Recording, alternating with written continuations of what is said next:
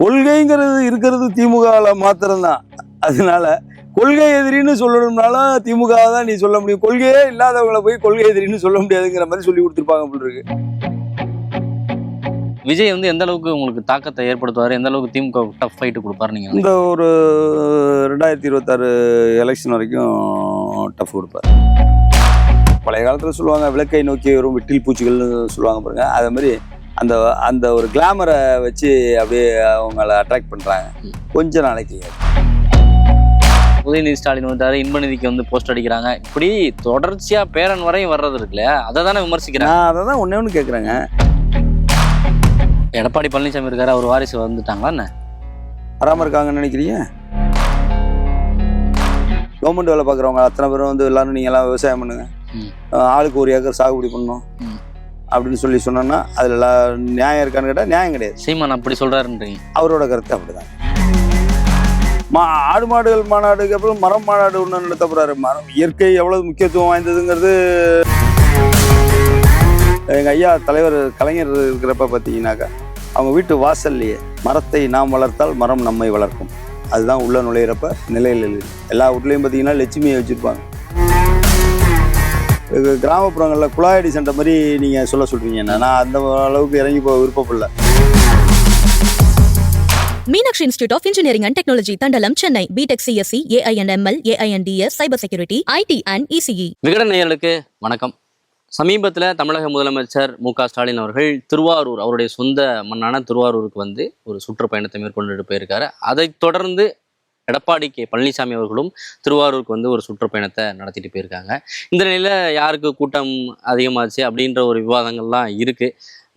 திருவாரூர் ஒரு முக்கியமான பேசுபொருளாக மாறி இருக்கு. இன்றைய தினம் நாம் வந்து திருவாரூர் மாவட்ட திமுக செயலாளர், திருவாரூர் சட்டமன்ற தொகுதியோட உறுப்பினர் திரு பூண்டி கலைவாணன் அவர்களை சந்தித்து சிறிய உரையாடல் நடத்த போகிறோம். சார் வணக்கம். வணக்கம். சமீபத்தில் ஸ்டாலின் அவர்கள் வந்து திருவாரூருக்கு வந்துட்டு போனார். ஆமாம். எப்படி இருந்துச்சு அந்த பயணம்? ரொம்ப ரொம்ப எங்களுக்கு மனசுக்கு ஒரு மகிழ்ச்சியாக இருந்துச்சு. அதையும் கடந்து தமிழக முதல்வர் கழகத் தலைவர் தளபதி அவர்களுக்கும் ரொம்ப மகிழ்ச்சியான ஒரு பயணமாக இது அமைஞ்சிச்சு. இன்னொரு பக்கம் எடப்பாடி பழனிசாமி அவர்களும் சுற்றுப்பயணத்தை ஆரம்பிச்சிட்டாரு. அவரும் நேற்றைய தினம் வந்திருக்காரு. எப்படி ரெண்டு பேருடைய கூட்டமும் ஓரளவுக்கு சரிசமமாக இருக்குன்றாங்க. எந்த அளவுக்கு டஃப் கொடுக்கும்? இல்லை, அது மாதிரி மட்டும் இருந்திருந்தால் நீங்கள் விசாரிச்சு பாருங்க. நான் வந்து ஒரு சில இந்த பத்திரிகையில் வந்து எப்படின்னு கேட்டிங்கனாக்கா வர செய்திகளை பார்ப்பேன். இப்படியும் பத்திரிகைகள் இருக்கலாமாங்கிற மாதிரி நினைப்பேன். அதேமாரி நீங்கள் உங்கள் பத்திரிகை துறை சார்ந்த உங்களோட நண்பர்கள் திருவாரூரில் யார் இருக்காங்களோ அவங்கள்ட்ட அதுவும் இதுவும் சம அளவில் வேண்டாம், அதில் பாதி அளவு இருந்துச்சா அப்படிங்கிற பாதி அளவு கூட வேண்டாம், நீங்களே கேட்டு தெரிஞ்சுங்க எத்தனை சதவீதம் இருக்கும் அப்படிங்கிறது. இப்போ புதுசாக இந்த முறை வந்து விஜய் அரசியலுக்கு வந்திருக்காரு. ஆமாம். திமுகவை தான் கொள்கை எதிரின்னு சொல்லி தீவிரமாக பணியாற்றிட்டு இருக்காரு. எப்படி எதிர்கொள்ள போறீங்க அவரை? அவருடைய வருகை எப்படி பார்க்குறீங்க? அதாவது இப்போ அவருக்கு அரசியல் அவருக்கு ஓரளவு தெரியுது, தெரியல அது வேறு. தெரியலைனாலும் சொல்லிக் கொடுக்க ஆள் இருக்கும். அவங்க சொல்லிக் கொடுத்தவங்க என்ன சொல்லியிருக்காங்கன்னா கொள்கைங்கிறது இருக்கிறது திமுகவில் மாத்திரம்தான். அதனால கொள்கை எதிரின்னு சொல்லணும்னாலும் திமுக தான் நீ சொல்ல முடியும். கொள்கையே இல்லாதவங்களை போய் கொள்கை எதிரின்னு சொல்ல முடியாதுங்கிற மாதிரி சொல்லி கொடுத்துருப்பாங்க போல இருக்கு. அதனால இதை ஒரு வாய்ஸா அவரு சொல்லிட்டு இருக்காரு. இதெல்லாம் மன்னராட்சின்னு சொல்றாரு, ஊழல் கட்சின்னு சொல்ற எல்லாமே தான் சொல்றாரு, வெறும் கொள்கை எதிரின்னு மட்டும் சொல்றாரு. இன்னைக்கு இந்தியாவில் நான் கேட்குறது, இன்னைக்கு இந்தியாவில் எடுத்துக்குவோம். அதாவது வாரிசு இருக்கிறவங்க யாரு வாரிசு அரசியல் செய்யலை அதை மட்டும் சொல்லுங்க. எடப்பாடி பழனிசாமி இருக்காரு, அவர் வாரிசு வந்துட்டாங்களா என்ன? வராமல் இருக்காங்கன்னு நினைக்கிறீங்க? நேரடியா வரல. என்ன நேரடியா வரல? இப்போ என்னத்துக்கு இப்போ இந்த அலைன்ஸே யாருக்காக வந்துச்சு? இந்த இப்போ பிஜேபி அலைன்ஸு டெப்தா பாத்தீங்கன்னா தெரியும் உங்களுக்கு. மகனுக்காக சம்பந்திக்காக பண்றாரு அப்படின்றது நீங்க சொல்றீங்க. ஆனா இந்த பக்கம் திமுக சொல்றீங்க, நீங்க சொல்றீங்க எதுக்காக வந்துச்சுன்னா நீங்க அதை சொல்றீங்க. ஆனா இந்த பக்கம் பாத்தீங்கன்னா நீங்க உதயநிதி ஸ்டாலின் வந்தாரு, இன்பநிதிக்கு வந்து போஸ்ட் அடிக்கிறாங்க, இப்படி தொடர்ச்சியா பேரன் வரையும் வர்றது இருக்கு இல்லையா, அதை தானே விமர்சிக்கிறேன். நான் அதை தான் ஒண்ணு கேட்குறேங்க. யாரு எந்த இயக்கத்துல வாரிசு இருக்கிறவங்க வாரிசுகளை கொண்டு வரல அரசியலுக்குள்ள? சொல்லுங்க, நீங்க சொல்லுங்க.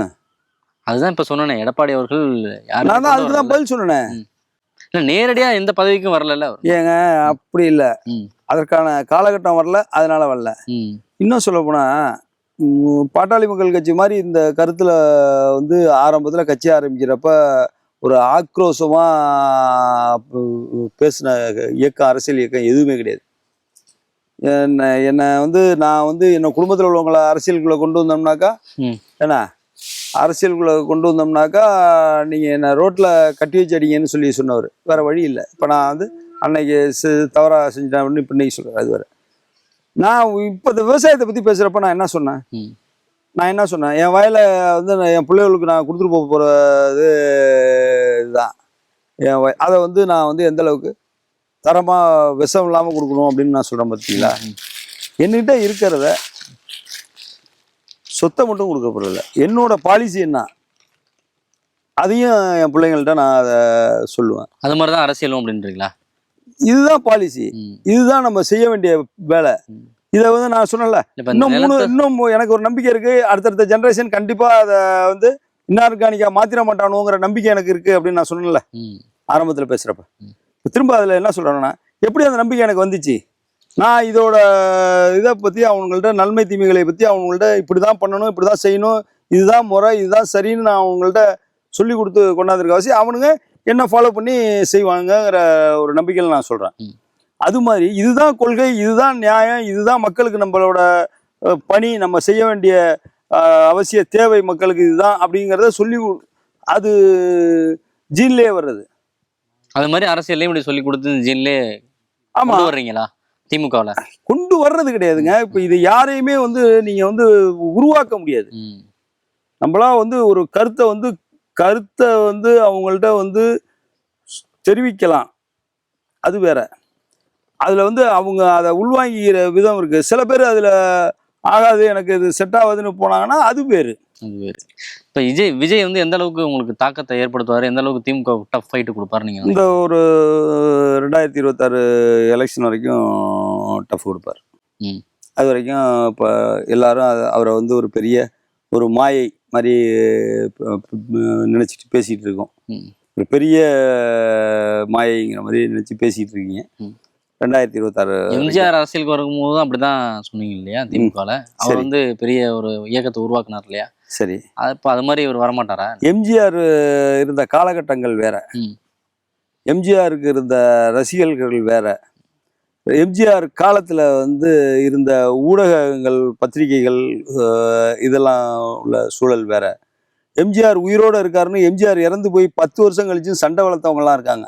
எம்ஜிஆர் இறந்து போயிட்டாரு அப்படின்னு சொன்னதுக்கு கோபமா அவங்களோட உணர்வுகளை வெளிப்படுத்தினவங்களாம் இருக்காங்க. அப்போ இருந்த மக்கள் செய்தி தொடர்பு, மக்களுக்கு போய் சேர்றது போகிறது, மீடியா இதெல்லாம் எதுவும் இல்லாத காலகட்டங்கள். அப்போ அந்த இதில் ஒரு இது இருந்துச்சு.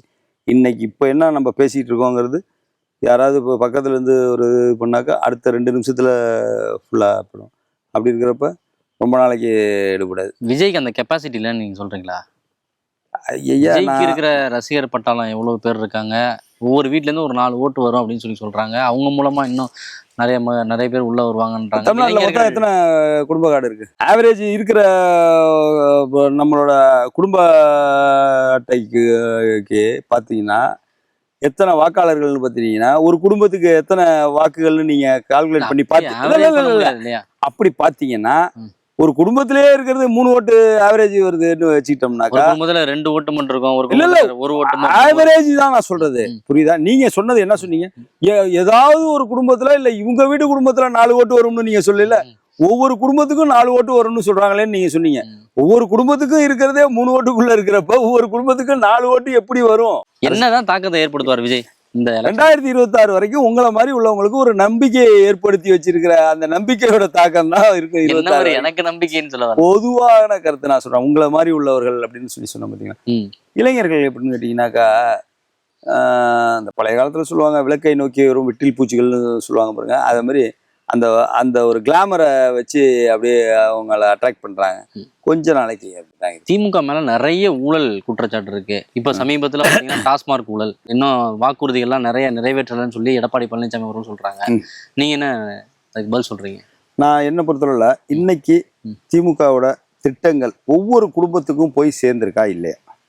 100 நாள் கிராமத்தில் உள்ள அடித்தட்டு மக்கள் வந்து 100 நாள் வேலை பார்க்குறவங்களா இருக்கட்டும், அவங்களுக்கும் அந்த மாதிரி நிலையில் இருக்கிறவங்களுக்கு இந்த உரிமை தொகைங்கிறது எவ்வளவு முக்கியமான ஒன்று. எல்லாருக்கும் கொடுக்குறேன்னு சொன்னாங்க ஆரம்பத்துல. அப்புறம் வந்து இப்ப நான் தான் சொல்றேன். இப்ப எலெக்ஷன் வர நேரத்துல பார்த்து எலெக்ஷன் வர நேரத்துல பார்த்து திரும்ப எல்லாருக்கும்ன்றாங்க. இது ஏமாற்ற அப்படி கிடையாது. எல்லாருக்கும் சொல்லவே இல்லையே, இன்னைக்கும் சொல்லவே இல்லையே. தகுதியானவர் முதல்ல ஆரம்பிச்சப்ப சொன்னது 1 கோடி பேர் நபர்களுக்கு உரிமை தொகை வழங்கப்படும்னு சொன்னாங்க. 1 கோடியே இப்ப வந்து 1.17 கொண்டாந்துட்டாங்க.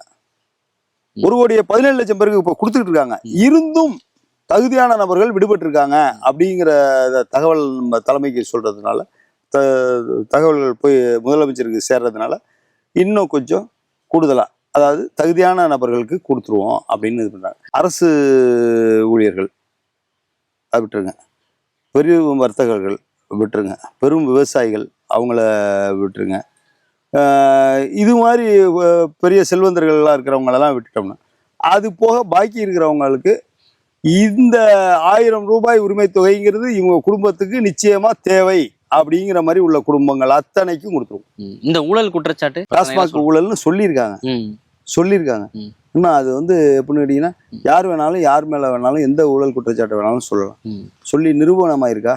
அப்படி இருந்துச்சுன்னா நான் என்ன கேட்குறேன், ஊழல் குற்றச்சாட்டுக்காக வந்து ஒரு முதலமைச்சர் வந்து ஊழல் குற்றச்சாட்டுல தண்டிக்கப்படுற சூழல் போய் அவங்க இறந்து போனதுனால அவங்க தண்டிக்கப்படாமல், அவங்க கூட இருந்த A1 அவங்க முதல் குற்றவாளி இறந்து போனதுனால அவங்கள விட்டுட்டு 2வது குற்றவாளிக்கு வந்து தண்டனை கொடுக்குறாங்கன்னா, முதல் குற்றவாளி வந்து குற்றம் செய்யலைன்னு இல்லை, ஏன்னா அது குற்றம் செஞ்சவாதி தான் அவங்களோட சொத்தை பறிமுதல் பண்ணுறாங்க.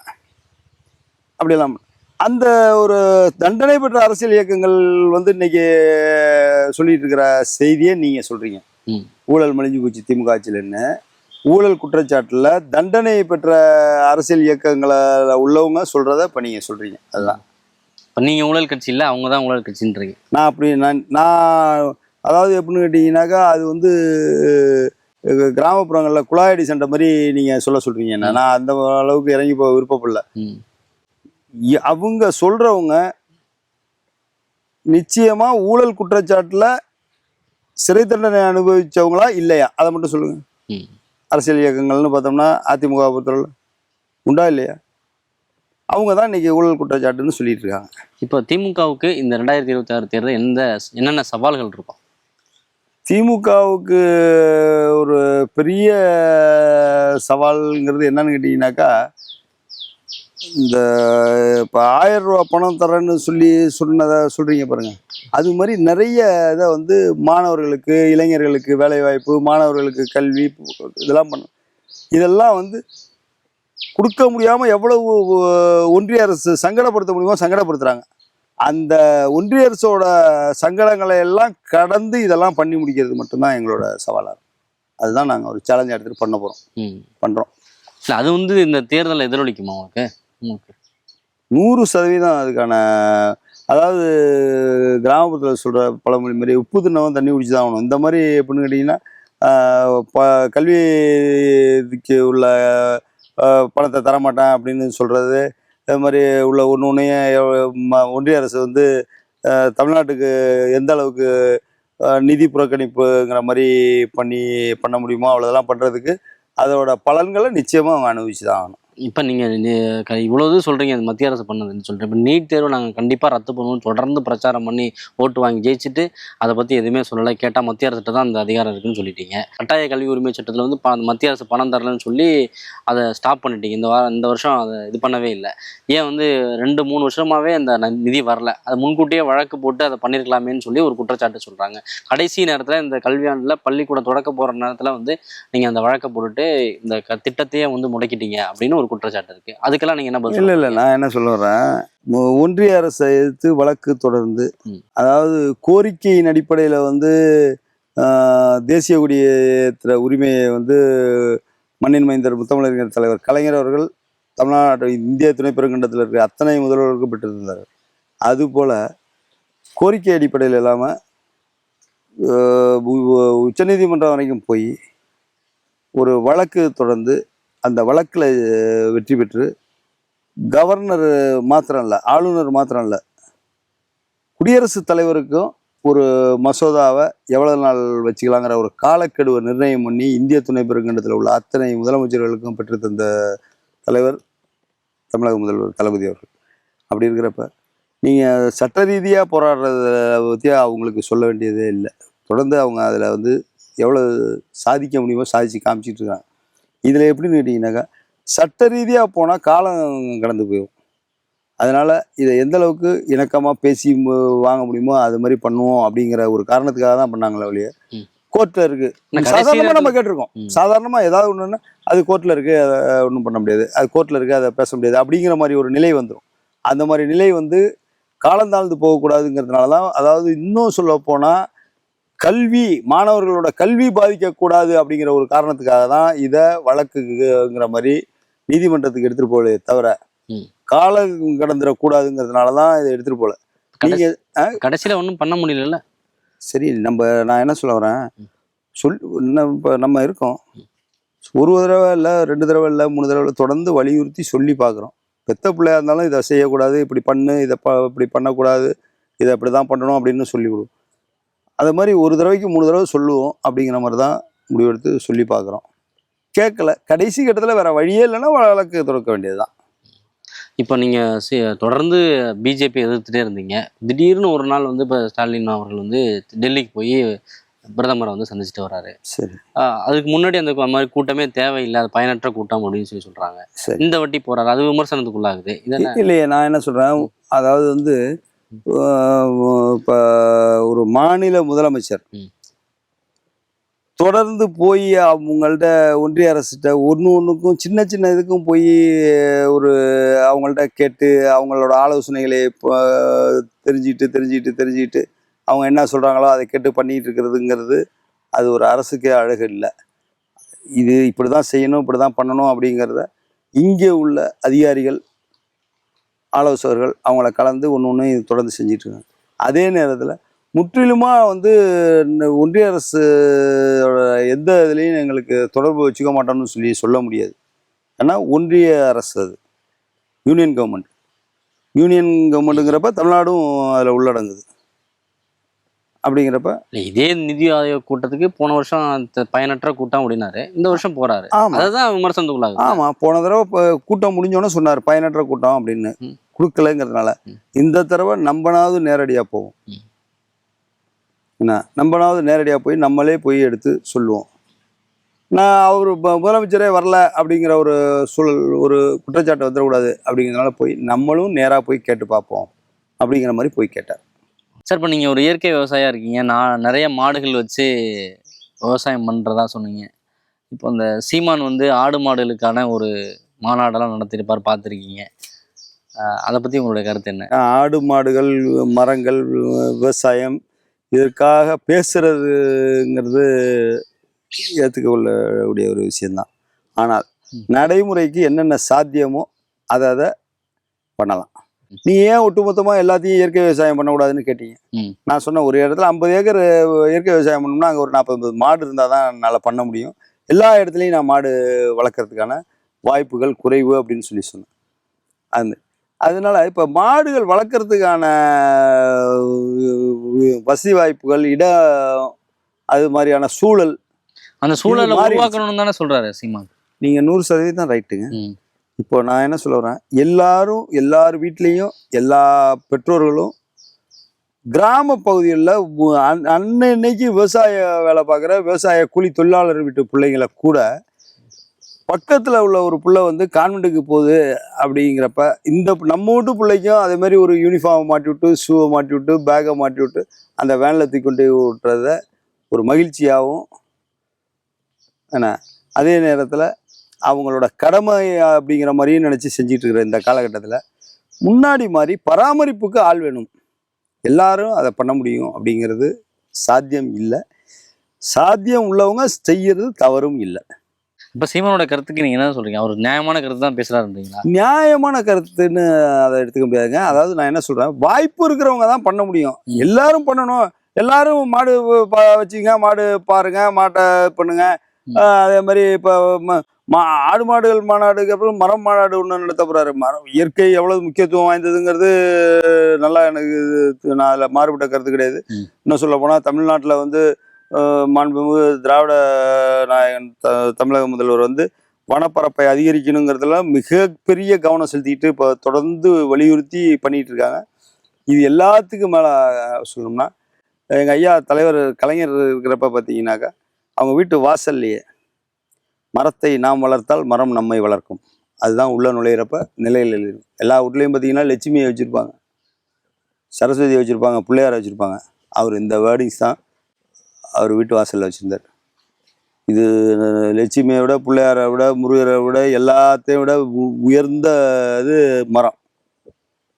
மரம் இருந்தால் தான் வாழ்க்கை. மரம் மாநாடு நடத்துறது தவறு இல்லை. மரம் வளர்க்க வாய்ப்பு இருக்கிறவர்கள் மாத்திரம்தான் வளர்க்க முடியும். அப்பார்ட்மெண்ட்டில் குடி இருக்கிறவங்கள போய் மரம் வளர்னா என்ன பண்ண முடியும்? வாய்ப்பு இருக்கிறவங்க மட்டும்தானங்க அதை பண்ண முடியும். நீங்கள் வாய்ப்பு இருக்கிறவங்க கூட இப்போ இடம் இருக்குன்னு வச்சுக்கோங்க, அவங்களுக்கு அதுக்கான சூழல்களை உருவாக்கி கொடுங்க. அப்பார்ட்மெண்ட்ல இருக்கவங்க இல்லை, நான் சொல்ல வர்றதுங்க, நான் சொன்னேன் இயற்கை விவசாயம் பண்ணுறதுல உள்ள இடர்பாடுகள் என்ன அப்படிங்கிறத சொல்லி அது மாதிரி அவங்களுக்கு 3 வருஷம் அவங்களோட உழைப்பையும் தியாகம் பண்ணணும், அவங்களோட வருவாயையும் தியாகம் பண்ணணும்னு சொல்லி சொன்னேன். பட் அதுக்கு வந்து ஒரு காம்பன்சேஷன் கொடுத்தா வந்து கவர்மெண்ட்டு பண்ணால் அவங்கள கொண்டு வந்துடலாம் அப்படின்னு சொன்னேன். அப்படி கொண்டு வர்றதுனால என்னென்ன பலன்கள்ங்கிறதையும் உங்கள்கிட்ட நான் சொன்னேன். ஆனால் இது வந்து எப்படின்னு கேட்டிங்கன்னா விவசாயிக்கு தான் நான் சொல்லிட்டு இருக்கிறேனே தவிர எல்லாரும் விவசாயி ஆகணும்னு நான் சொல்ல முடியாது. கவர்மெண்ட் வேலை பார்க்குறவங்க அத்தனை பேரும் வந்து எல்லாரும் நீங்கள்லாம் விவசாயம் பண்ணுங்க, ஆளுக்கு 1 ஏக்கர் சாகுபடி பண்ணணும் அப்படின்னு சொன்னோன்னா அதில் நியாயம் இருக்கான்னு கேட்டால் நியாயம் கிடையாது. சீமான் அப்படி சொல்கிறாருன்றீங்க. அவரோட கருத்து அப்படிதான். நிறைய தகவலை பகிர்ந்துட்டீங்க, நன்றி சார். இன்றைய மாணவர்கள் அதிகம் விரும்பும் IT, AI, data science, cyber security, ECE போன்ற பிடெக் படிப்புகளை வழங்குகிறது Meenakshi institute of engineering and technology, Thandalam. 2025-26 ஆண்டுக்கான அட்மிஷன் நடைபெறுகிறது.